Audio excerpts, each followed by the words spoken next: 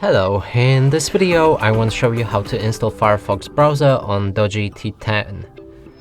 And to do this you'll need to open a Google Play Store. Now on the top search for Firefox.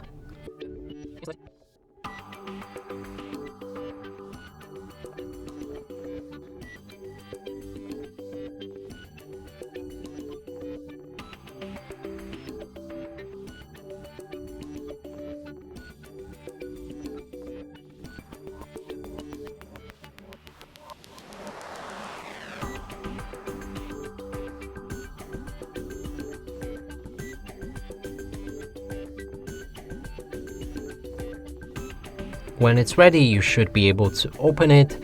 Right here we can customize it with a different theme. Pick up your toolbar placement, sign in to turn on synchronization, switch between different privacy protection settings and read the privacy notice. Lastly, let's click on Start Browsing, open any website, and as you can see, the browser works fine.